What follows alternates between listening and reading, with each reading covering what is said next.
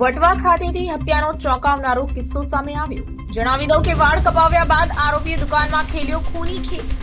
અમદાવાદના વટવા વિસ્તારમાં વાળ કપાવવાના પૈસા આપવા બાબતે થયેલ બોલાચાલીમાં એક યુવકે ઉપરા છાપરી 10 જેટલા છરીના ઘા મારી મોતને ઘાટ ઉતાર્યો હોવાની માહિતી સામે આવી।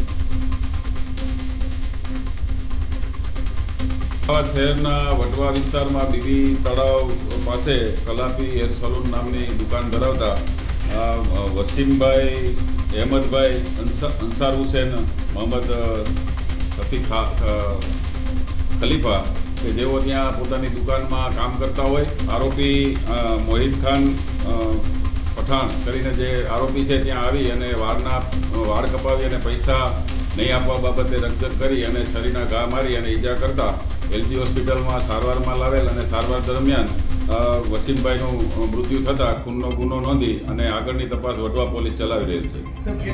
આરોપી છે મોહિત ખાન પઠાણ એ મૂળ ગુણવા ગામ મહેસાણાનો રહેવાસી છે।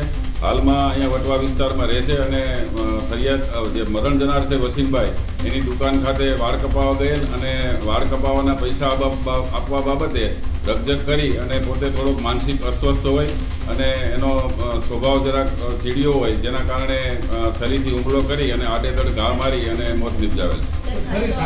કપાવવા બાબતે રકઝક થયેલી અને પૈસા આપવા બાબતે રકઝક થયેલી, ત્યારબાદ જઈ અને ફરીથી આવી અને છરીથી ઈજા કરી અને મોત નિપજાવેલ છે।